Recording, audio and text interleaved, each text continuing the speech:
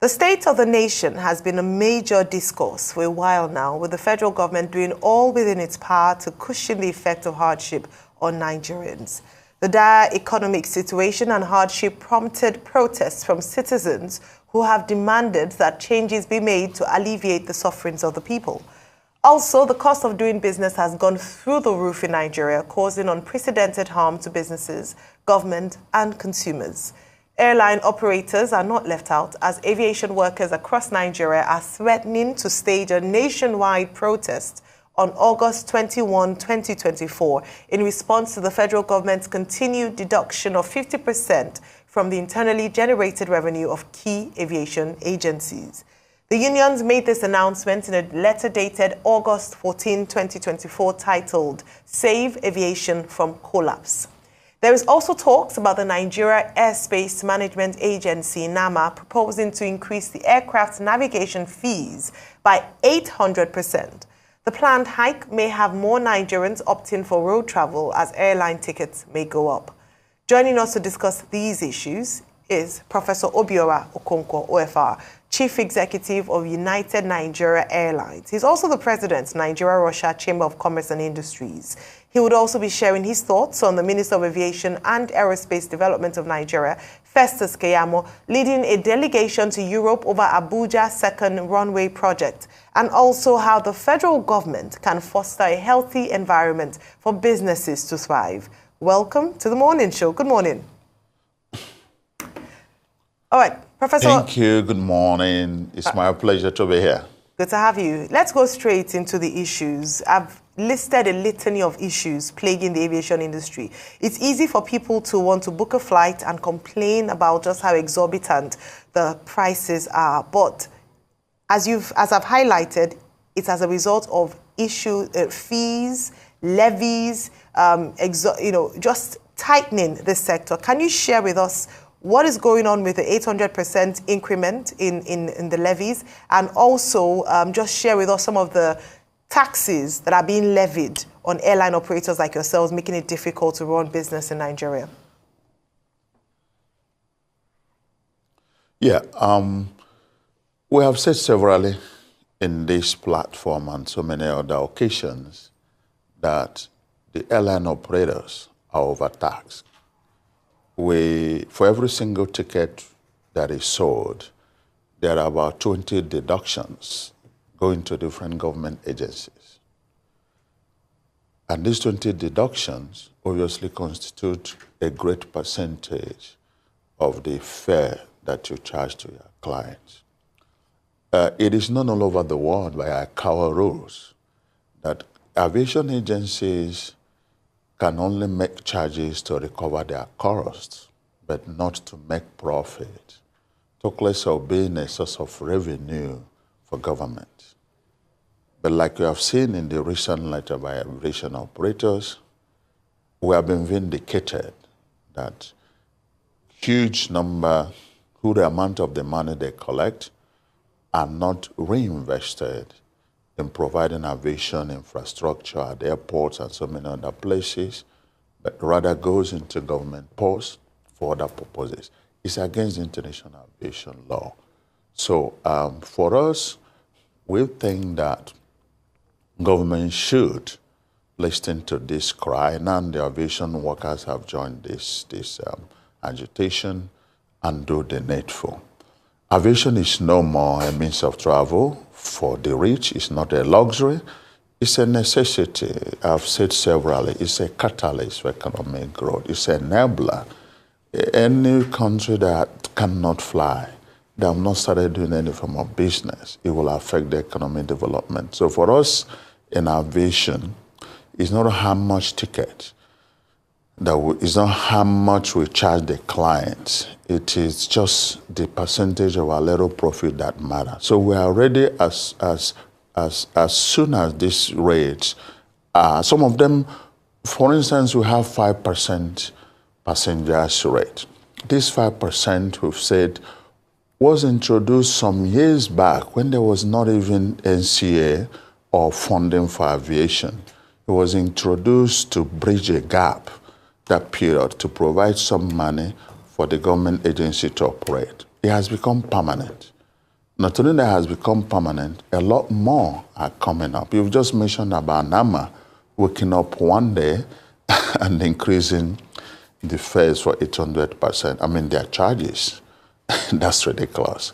And it remains on record that Nigeria charges the highest aviation charges all over the world, more than the United States of America, more than the other Western world, that even the facilities are all functional. So I hope that for us in aviation, now these are our cry and issues that have been raising are now known by even the operators, I mean the workers who are in the sector. We welcome their voice, their strong voice, and we hope that government should listen and do something quickly to avoid a situation that they will make do their threat, because it will not be good for anyone. Thank you for that outlook on the current state of the aviation sector. Now, in the notice to protest, the aviation workers said save aviation from collapse. In your experience and in your observation of what's currently happening in the sector, do you feel Nigeria's aviation sector is at the brink of collapse? Well, you know, I've started saying 2 years ago that the industry is on support machine and on oxygen. You know, there are sectors that are more vulnerable to any volatile situation in the economy or in a country. Aviation is one of them. By the time I started crying out about the dangers of potential hike in jet A1 fuel, the potential hike in interest rate, and then also the forex challenges, it had not started affecting many sectors. You know, so I was like the lone voice in the wilderness. But you know, until now, I've just finished listening to the president of MAN in Nigeria, that it's affecting all sectors. Aviation is so volatile that even the changes affect it on a daily basis. Weather, if you wake up today and I say weather change, whether it's harmattan or rain, it affects aviation. So for a very long time, it has been facing existential threat. But the only surviving issue is that the operators today, the new breed operators, thanks to great people like Epis, the level of resilience and patriotism, that is what's keeping us here. If we have to weigh our engagements and operations based on our profit and loss, oh man, we would have long closed shop. There was a time I was saying that if you are paying less than $100 for 1 hour trip of any flight you make within the country, we are subsidizing you. You know, many people think it wasn't true, but that's the case. All right, but at that point, people were still paying 50,000 naira to fly when it was costing us about 150,000 naira to make the flight. So we've been losing a lot of money. And the unfortunate thing is that we don't even see any help coming from any source because nobody is engaging us. So it is a fact, it is true. It is only resilience, patriotism, and commitment to our contribution to national development and building that is still keeping us flying. But nevertheless, there is elasticity of that resilience. There is a limitation to which it can go. And you've seen, I had one and a half years ago when I was in one of your programs when people were concerned about safety as a possible consequences of all this existential threat. I said, no, safety is a no-no. We are 100% guided by safety regulations in Nigeria, more than most part of the world. But the only thing we will see is that there will be more aircraft on ground than those flying. And the danger is that the fewer the aircraft you have flying, the more pressure you have on the few that are flying, then the law of demand and supply will easily apply. And that is what is happening. Not only that some of these airlines are collapsing because they may not sustain it anymore, but there are also clear issues that even if you have some money in Naira, which we are selling our tickets, you are chasing and pursuing foreign exchange that is all high up there. So I really think that the concern they have there is genuine, and we need to save this sector. Not only from the point of the taxes that are there, we've called for government to reduce taxes. We've called for government to clear this issue of 5%. Let me tell you, the fact is that we, on monthly basis, have invoice that we have to pay to NCA more than the money we make for ourselves. Okay. And this is running to billions of naira. More than the money we return. We need to have this thing to help us improve our operations. Yes. Okay. Good to talk to you again. Truth is, if you are making so much losses and you say it's because of national patriotism that you subsidize it just to keep the aviation sector going, so does it make business sense for you what you're doing? Because at some point you'll be accountable to your investors. So does it make business sense? And where do you think, what kind of capital injection do you think that we can have to be able to cushion the effect on the aviation sector? Because it's really hurts. But you're saying here you're losing a lot of money, but does it make business sense to keeping on? Because we've heard about, there was a research done recently about how many aviation companies have failed over the years. Today we don't talk about a Qatar airline anymore, we don't talk about Sosoliso anymore, and the list keeps going on and on. So it's like our aviation sector is a graveyard for our equity.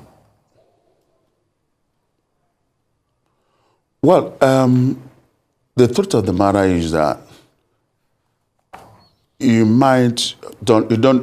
some businesses today outside aviation operate and they lose money.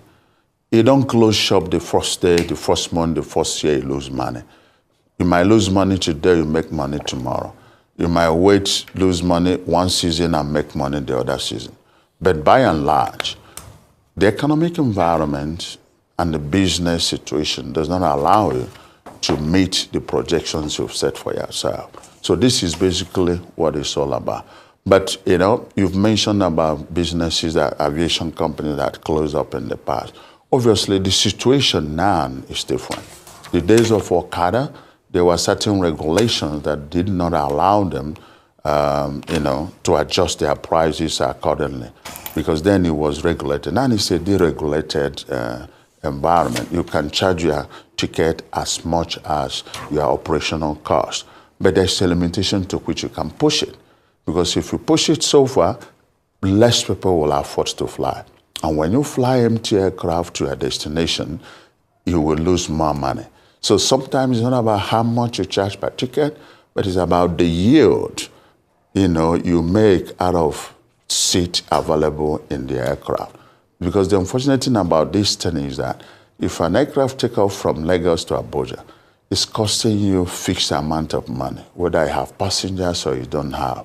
So we don't want to push prices so far. So I remember last 2 years, you can easily fly for 20,000, 30,000 naira. Obviously, that is within the naira exchange rate. Today, people pay as much as 200 something thousand naira. In the same flight where people pay 200,000 to fly, you may have seen somebody bought his ticket early enough at 60, 80,000. So when you balance it plus minus, so what we need is not just about ticket to sell. We need to grow our fleet. All right, we need to increase our capacity. And for that to be done, we need to have access to a single-digit loan. We never ask government to give us money for free or grant. No, this is business. This single-digit loan is not available. We go to market to compete for commercial loans at 35%. The same rate for somebody who is importing Indian head to Nigeria, or toothpick, or other things that are not of such consequential importance. We don't have access to window of foreign exchange, where we even get from the government. So for over a year now, we have not bid in the open market.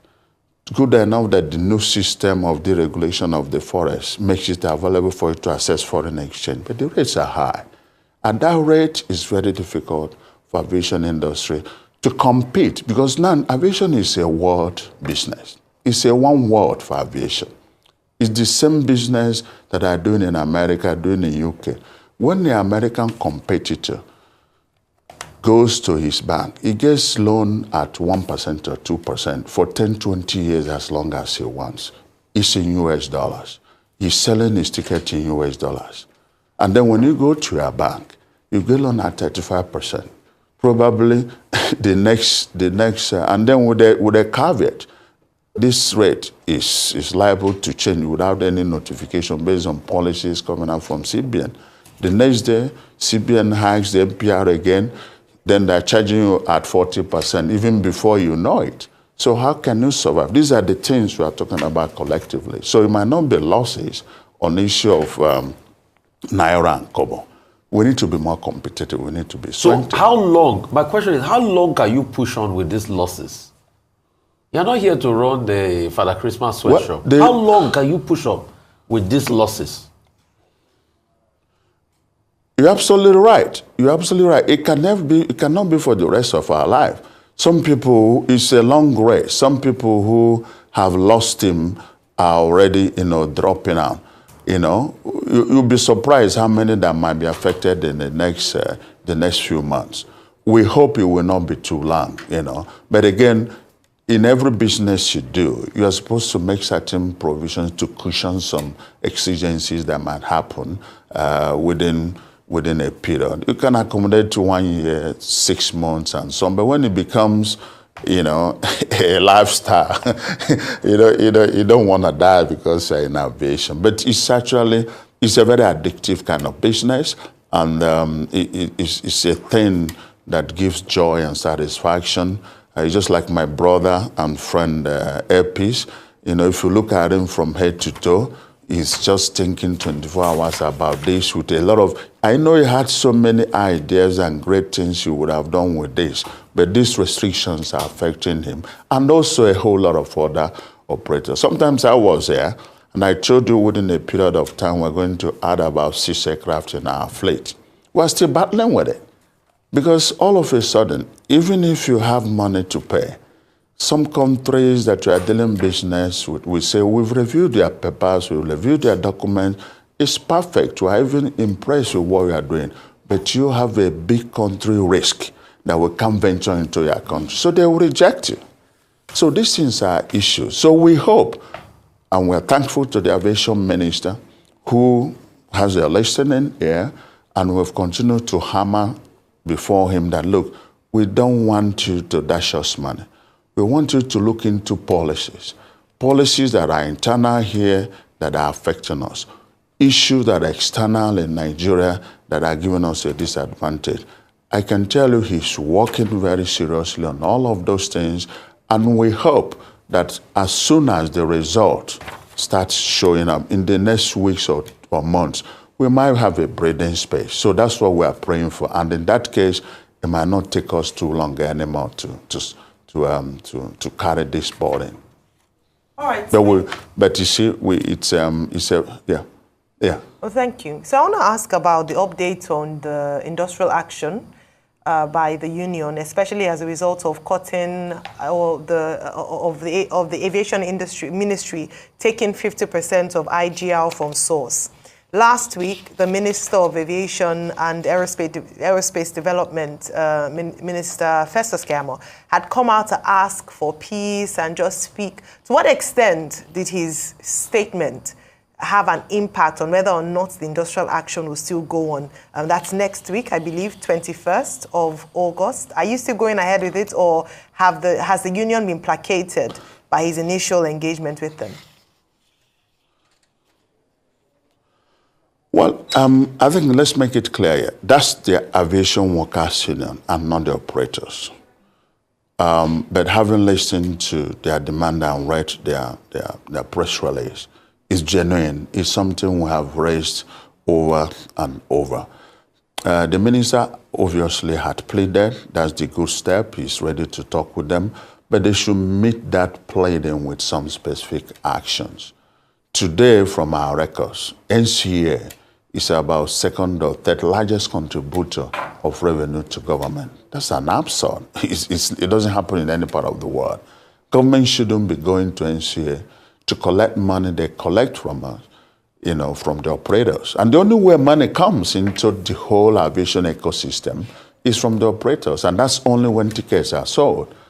Operators locally and operators coming in from outside. So basically, the only solution to this is that they need to take concrete steps, cut down on certain charges, and then allow some of these funds to remain with these government agencies and to improve the infrastructure. Today, people will face us and challenge us for flight delays. If there is Harmattan, Christmas season is coming, and for simple Harmattan change of weather, you have aircraft on ground for 2, 3, 4 hours. I mean, but in other parts of the world where there is winter, where there is other bad weather, aircraft land on zero visibility. It has nothing to do with the operators. These are the money that is required to be invested.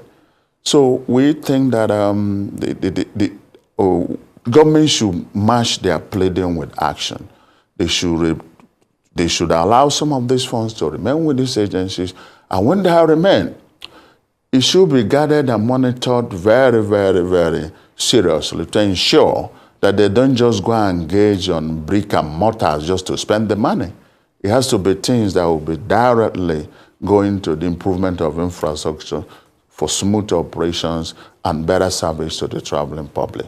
So I think the people mean business, and until government meet them halfway and with actions and not by words, I'm afraid that we might face disruptions next week.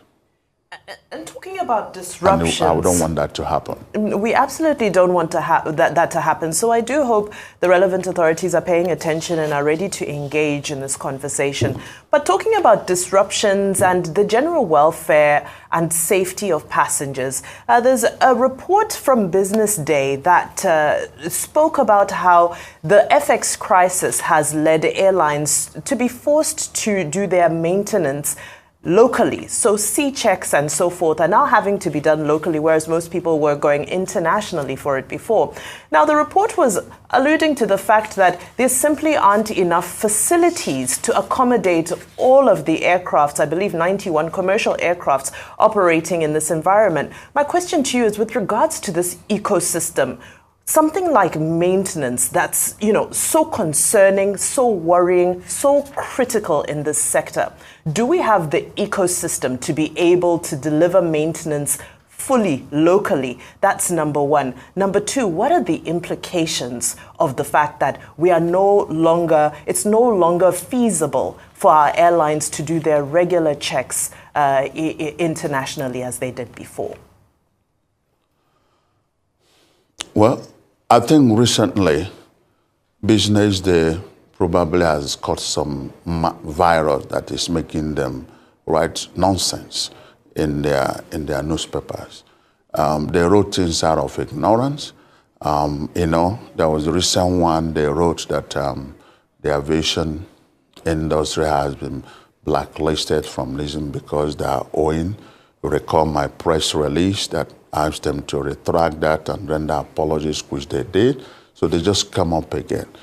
If they have any knowledge of how these things work in the industry, you know that our safety issues are second to none in any part of the world. Take it from me.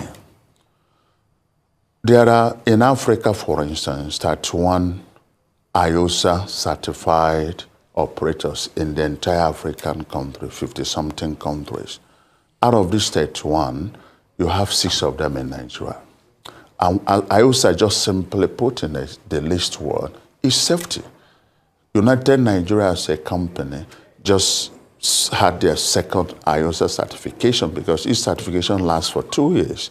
They come back to you and check you inside out. It's the same IOSA team that come to certify you, that go to PA, to Qatar, to everything. So in terms of safety, I can say, go to bed and sleep.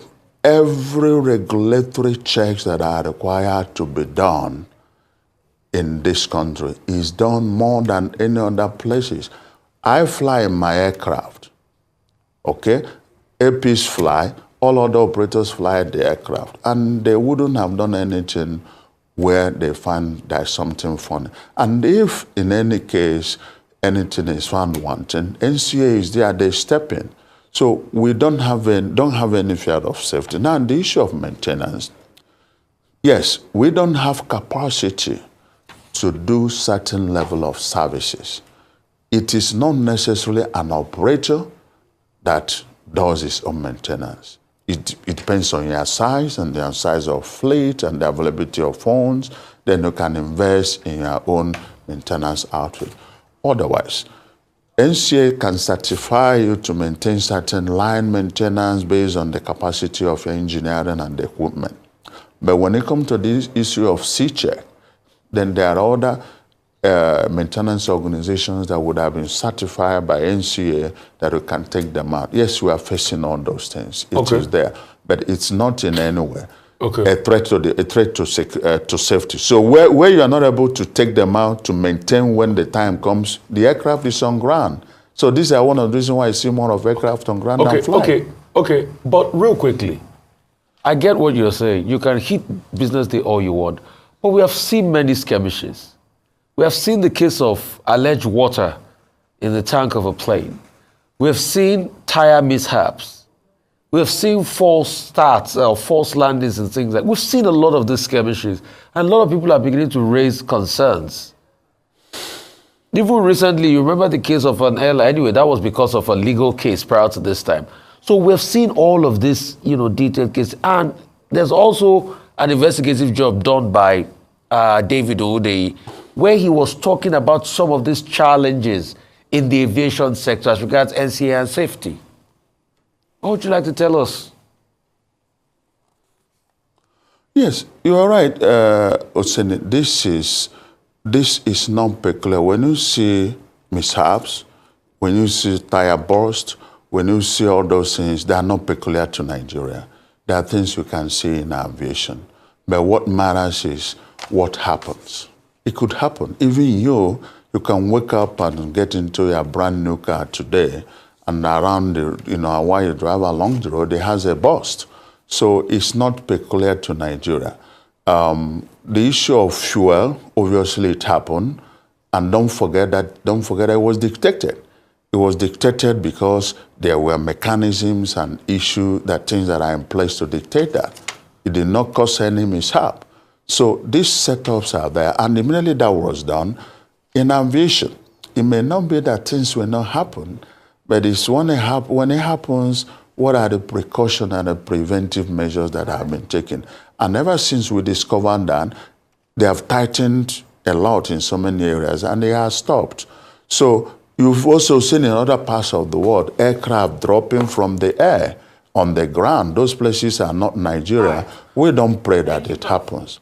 But I can tell you that when it comes to regulation, NCAA is on top of it. And I can tell you. That's really good to hear. We do lease aircraft. That's really we do lease aircraft from other parts of the world. Yeah. Yeah. Please, you can take that to the bank, honestly speaking. Yeah, but that's really good that you've given that recommendation or that public commendation of NCAA. I have had an experience with them recently when they came out through. But let me end, on the issue of regulation, on safety, yes. Yeah. Let me end on this note. You had talked about... On the issue of safety. Yes. Let me talk about this very quickly. Congratulations. Let's celebrate the wins and businesses like yours who, against all odds, are still thriving in the sector. I learned that you've gotten your certificate of registration, and IATA has recognized United Nigeria Airlines as IATA Operational Safety Audit operator in the IOSA program. So congratulations on that to you and the team, and to all other airlines who are excelling and trying their best to be the best against all odds. Congratulations. All right. Thank you very much. That means a whole lot to us. We appreciate. And Arise remains the favorite TV station for the aviation industry. Thank you so much for what you're doing. That's our own award for this morning. But thank you so much. Thank you, Prof. We'll take a quick break right now. And again, just a great conversation there on aviation, highlighting some of the challenges and, very importantly, positioning some solutions that the government could take into cognizance.